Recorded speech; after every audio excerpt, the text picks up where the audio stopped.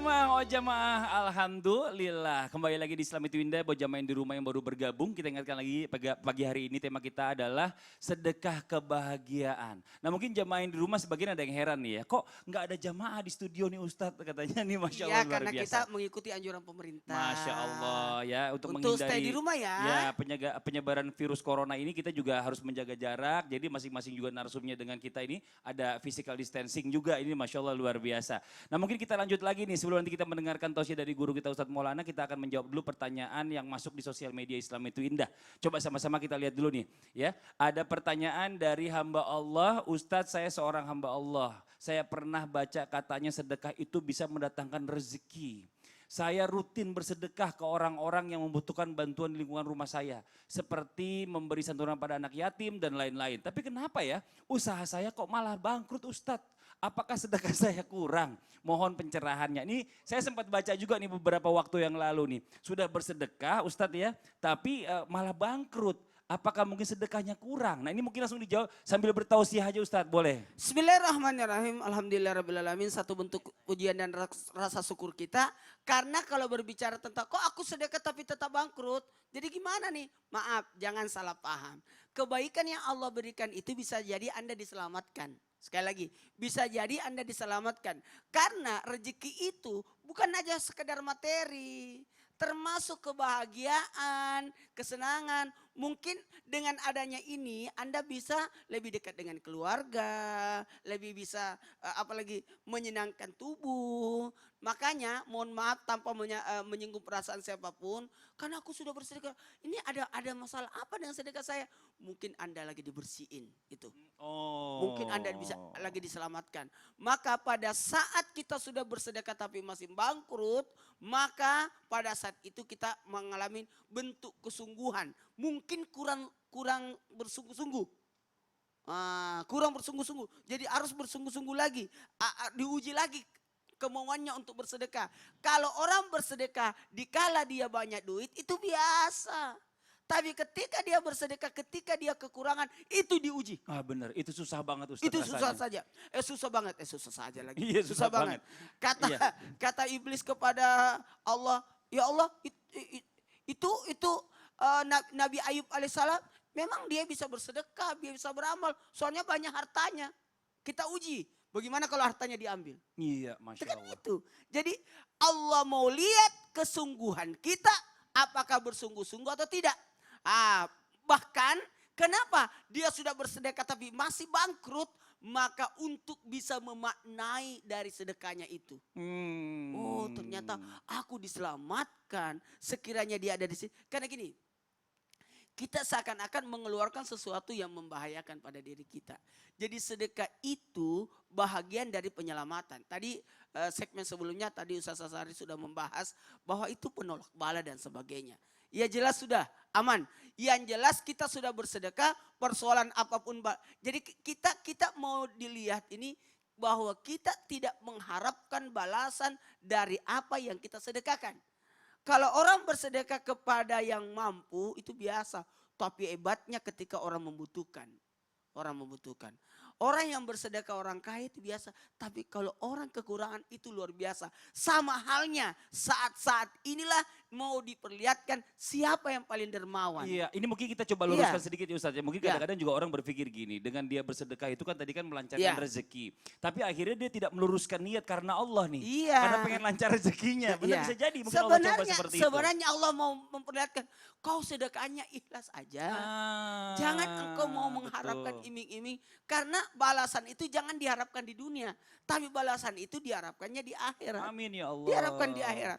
Maaf ya, orang beriman itu sekiranya kita mau lihat pahala itu mau dikasih, janganlah. Pahala itu jangan dikasih di dunia, sebaiknya di akhirat.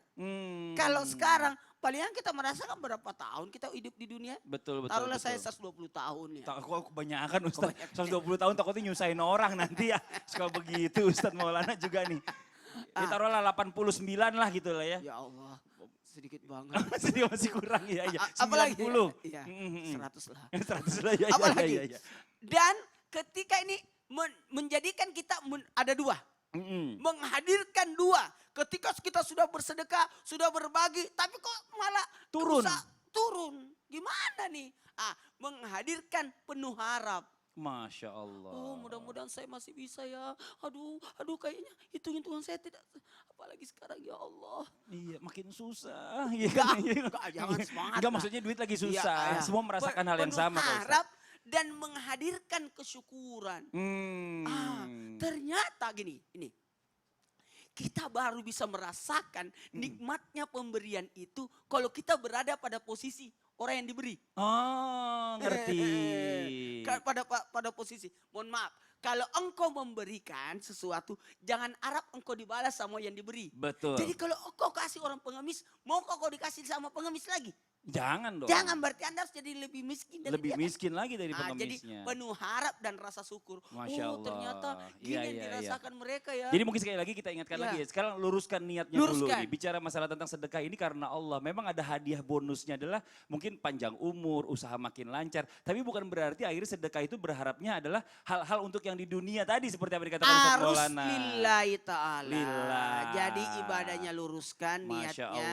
Allah. Perbuatannya dia sesuai anjuran. Masya Allah. Karena sebenarnya nanti akan dibahas di segmen Oke. berikutnya nanti. Bahwa ada, kalau Ya. yang dosa nanti aja. Nanti aja kita lanjutin lagi ya. Nah sama-sama nih sekarang kita lanjut lagi nih. Buat Ustadz Azhari ini Masya Allah. Sebelumnya mungkin biar lebih seru lagi kita lihat dulu ada artikel lagi nih Ustadz Azhari nih yang sama-sama kita mungkin bisa perhatikan ya. Dan baru kita bahas nih.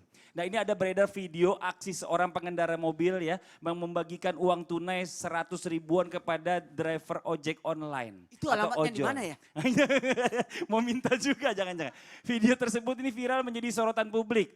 Bahkan orang yang membagikan uang tersebut disebut The Real Sultan. Nah ini Masya Allah nih. Nah ini bicara masalah tentang sebenarnya berlomba-lomba untuk bersedekah. Mungkin caranya orang macam-macam. Cuma ada yang ada yang bagi-bagi uang, ada yang bagi sembako, ada yang bagi masker dan lain-lain. Nah dalam pandangan Islam nih ya, ini termasuk segala sesuatu yang riya nggak nih? Karena memang kan ini ada orang yang sampai videoin gitu ya kan. Kan kalau misalnya sedekah itu kan yang baiknya adalah diam-diam dan cuma dia dan Allah yang tahu. Nah ini bagaimana nih Ustadz Azhar ini pandangannya? Oke, bismillahirrahmanirrahim. Ini berarti bicara tentang sedekah yang secara terang-terangan atau secara sembunyi-sembunyi. Di dalam Al-Quran ada satu ayat Allah Subhanahu wa taala berfirman, "In tubdus sadaqati fa ni'immahi wa in tukhfuha wa tu'tuhal fuqara'a fahuwa khairul lakum wa yukaffiru ankum min sayyiatikum." Kata Allah Subhanahu wa taala, orang yang bersedekah secara terang-terangan itu baik. Tapi kalau dia bersedekah secara sembunyi-sembunyi, ya, itu lebih baik untuknya. Dan dengan dia bersedekah secara sembunyi-sembunyi itu, ada satu hal yang tidak didapatkan bagi orang yang sedekah secara terang-terangan. Ada hal yang berbeda. Kata Al-Quran, wa yukaffiru ankum min sayyiatikum, ditutup dosa-dosanya. Tapi saya pengen bilang begini, baik secara terang-terangan maupun secara sembunyi-sembunyi, ketika membahas ayat ini, Syekh Ali Al-Jurjawi dalam Hikmatut Tasyri', dua-duanya bagus. Baik terang-terangan maupun tidak terang-terangan, dua-duanya bagus. Sembunyi atau menampakkan, ya, ikhfa'us shadaqah, apalagi menyembunyikan sedekah, dua-duanya baik. Hanya ada keutamaan kata Al-Quran. Kenapa? Karena Quran tahu. Kan yang buat kita ini Allah toh. Yang memproduksi kita ini, yang mencipta kita kan Allah. Allah lalu kemudian ciptakan buku panduan yang bernama Al-Quran. Quran tahu bahwa salah satu kelemahan manusia adalah berpotensi untuk ria. Karena itu Quran bilang, kalau kamu sedekahnya diam-diam, ada peluang buat kamu ikhlas. Tapi kalau kamu terang-terangan, ada peluang buat kamu ria. Tapi kalau ada orang yang kemudian menampakkan sedekahnya tapi tetap bisa menjaga niatnya, itu juga sangat baik. Betul. Jadi yang penting adalah bukan sembunyi dan tidak sembunyi, tapi ikhlas tidaknya. Tidak mesti juga ada orang yang sedekah sembunyi-sembunyi, dia pasti ikhlas. Boleh jadi dia hubbul jah, cinta sama dirinya. Dia sudah sedekah, banyak juga amal saya ini ya, saya baru sedekah. Itu kan bisa syirik juga. Betul. Itu bisa nggak ikhlas juga. Makanya kata Imam Ali, apa kata Imam Ali? Orang yang ria itu, orang yang butuh penilaian makhluk itu adalah ada 3 cirinya. Yang pertama, dia malas beribadah atau berbuat kebajikan kalau dia sedang sendirian. Yang kedua, dia semangat kalau lagi ramai orang.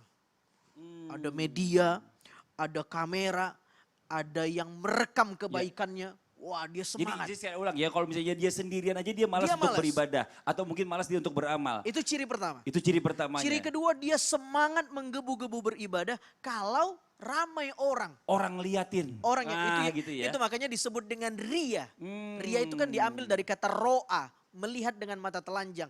Dia butuh penglihatan orang terhadap amal kebajikan. Dia butuh pengakuan orang. Dia butuh pengakuan. Oh. Yang ketiga, kalau dihina, dia stop kebaikannya. Tapi kalau dipuji, dia tambah bobot kebaikannya.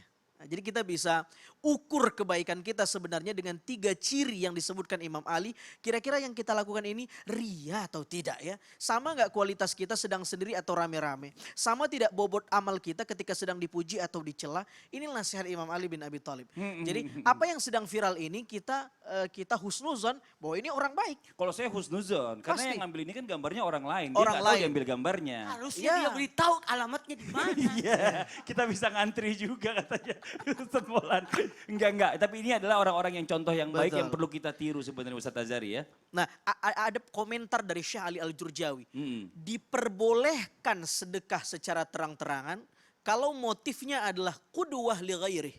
Memberi contoh kepada yang lain. Masya Allah. Ini loh, saya ini pemimpin loh. Saya ini orang kaya loh, saya ini orang yang sedang-sedang aja secara ekonomi, tapi saya mampu berempati. Lalu orang contoh, masa dia yang ekonominya di bawah saya saja sedekah, saya tidak. Ini menjadi kedua buat orang lain. Ini sangat baik kata Syekh Ali Al-Jurjawi. Masya Allah. Jadi kita husnuzon aja ya.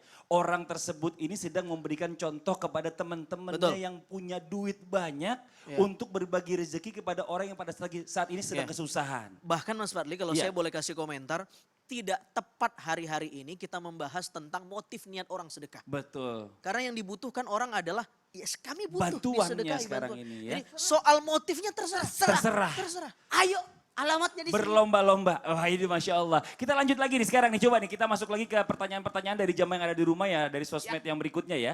Dari @ratnaningsi 7060. Assalamualaikum Ustadz Afwan. Mau tanya nih kalau sedekah itu lebih utama ke saudara tetapi jauh tempatnya. Apa tetangga rumah yang sangat butuh bantuan. Syukron yang dekat maksudnya nih. Jadi Ustadz Syam mau nih gini. Lebih baik mana? Saudara tapi tempatnya nun jauh di sana, apa tetangga yang dekat yang lagi butuh bantuan? Sedekah yang mana yang lebih diutamakan? Suatu ketika baginda Nabi Muhammad SAW berjalan menuju Idul Fitri, ada yang mengatakan Idul Adha, yang jelas itu adalah salat Id.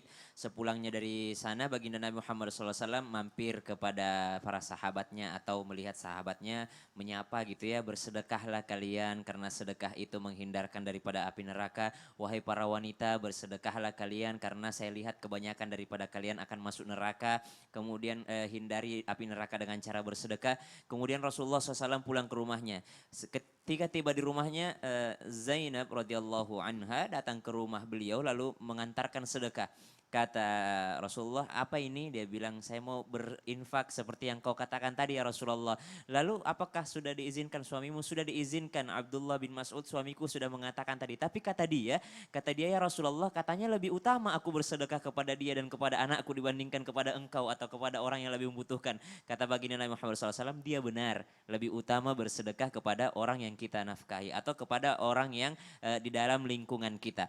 Maka jikalau ditanyakan yang mana lebih utama, saudara yang jauh atau tetangga yang dekat, ulama kebanyakan mengatakan lebih baik kepada saudara. Kalau saudara yang dimaksud adalah orang-orang memang orang yang karib kerabat gitu ya. Tapi dilihat lagi prioritasnya. Prioritas di sini dilihat yang mana yang lebih membutuhkan. Kalau tetangga kita lebih membutuhkan fakir, kan yang pertama dapat itu kan lil fuqara, adalah kepada orang-orang yang fakir. Fakir itu apa? Dia kerja tapi nggak cukup. Dia nggak pernah cukup untuk sehari-harinya. Maka kalau misalnya kita punya tetangga ojol, kita punya tetangga misalnya tukang bersih-bersih, kita punya tetangga misalnya orang yang kerja tapi tidak mencukupi, dan kita punya saudara di kampung tapi ternyata di kampung itu kebutuhannya nggak terlalu banyak gitu. Memang duitnya nggak banyak tapi pembeliannya itu nggak terlalu banyak, pengeluarannya nggak terlalu banyak, maka lebih utama kita membantu tetangga kita. Ini adalah pendapat daripada Al-Baghawi, daripada Imam Syafi'i. Maka pendapatnya adalah tidak ada perbedaan antara keutamaannya, bahkan yang kita lihat siapa yang lebih utama untuk mendapatkannya atau siapa yang lebih membutuhkan. Betul. Siapa yang lebih membutuhkan infak, siapa yang lebih membutuhkan sedekah, maka nanti ini dekat lagi bulan suci Ramadan nih.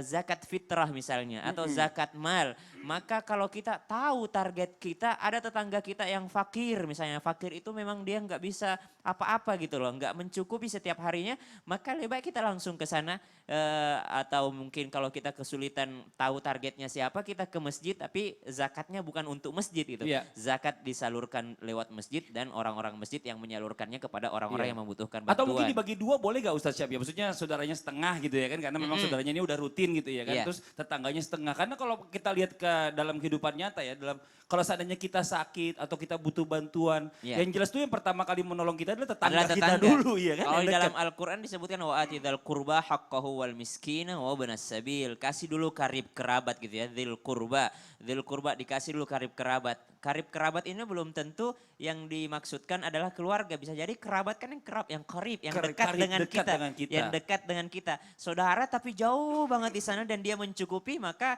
termasuk lebih utama memberikan tetangga kita yang memang tidak mencukupi. Kita tahu kesehariannya bagaimana, kita tahu dan mungkin dia yang akan membantu kita. Bahkan kata baginda Nabi, tahadu, tahabu, saling menghadiahi kalian maka kalian akan saling mencintai. Maksudnya apa? Kita butuh cinta nih dalam bertetangga ini. Kalau bukan karena tetangga kita, siapa yang mau nolongin kita? Mungkin kerabat atau ditelepon dulu atau izin dulu, misalnya emak di kampung. Emak, saya punya duit segini. Emak lagi butuh enggak? Kalau emak lagi butuh saya kirimkan, tapi saya mohon izin karena tetangga saya kayaknya lebih membutuhkan gitu. Kita tanyalah kabar mereka. Bahkan orang tua di kampung itu enggak selamanya mereka butuh materi. Mereka ditelepon aja mereka sudah senang gitu kan. Bahagia Iya, banget rasanya. bahagia banget. Apalagi mungkin tahun ini ada larangan mudik mungkin ya, mungkin. Tapi kita berdoa mudah-mudahan segera Allah angkat wabah ini, bala Amin. ini ya. Mungkin nggak bisa mudik ya bisa dengan cara mengirimkan bantuan ke sana ya. Iya, iya. Kalau memungkinkan, apalagi sekarang nggak susah untuk ada Transfer, rekening, ada ya. transfer, ada Betul. mobile banking dan sebagainya. Macam-macam gitu. ini Masya Allah. Ya sekarang coba Ya. ini kita kepada Mbak lagi tadi nih, Mbak Ratna Ningsih, terima kasih banyak ya atas tadi pertanyaannya. Mudah-mudahan tadi apa yang dijawab oleh guru kita Ustadz Syam ini bisa menjawab pertanyaan Mbak. Amin amin ya rabbal alamin. Nah ini ada masuk lagi di pertanyaan yang lain nih buat Ustadz Azhari nih. Dari no_Vegi. Assalamualaikum warahmatullahi wabarakatuh. Ustadz Ustazah saya ingin bertanya, apabila ada seorang muslim yang terkena sakit, misalnya kematian otak dan ingin mendonorkan tubuhnya untuk orang lain yang membutuhkan, bisakah hal tersebut sedekah? Hal tersebut disebut sedekah dan bagaimana hukum dan adakah dalil tentang hal tersebut? Nah ini mendonorkan organ tubuh termasuk sedekah atau enggak nih? Bagaimana hukumnya Ustadz Azhari? Ya, bismillahirrahmanirrahim. Ini berarti fiqhul mu'asirah, Fikul muasirah. fikih kontemporer ini. Nah, kita akan coba bahas para ulama. Ustadz Azhari, sebentar. Iya. Ini kayaknya jawabannya panjang nih. Siap. Gimana kalau dijawab nanti setelah iklan aja ya? Iya, aduh ini Siap. Masya Allah luar biasa. Oke, Ini buat jamaah yang ada di silakan. rumah nih. Pasti udah gak sabar kira-kira jawabannya apa. Tapi sekali lagi kita ingatkan buat semua jamaah Islam Itu Indah yang ada di rumah yang sedang menyaksikan Islam Itu Indah. Yuk sama-sama kita mendoakan ya para saudara-saudara kita, sahabat kita, keluarga kita atau siapapun yang sedang saat ini menderita sakit corona. Mudah-mudahan Allah angkat penyakitnya dan segera diberikan kesembuhan untuk bisa kembali berkumpul bersama saudaranya dan keluarganya. Ini Masya Allah buat jamaah yang di rumah jangan kemana-mana, kita segera kembali lagi tetap di Islam Itu Indah jamaah. Oh jamaah, alhamdulillah.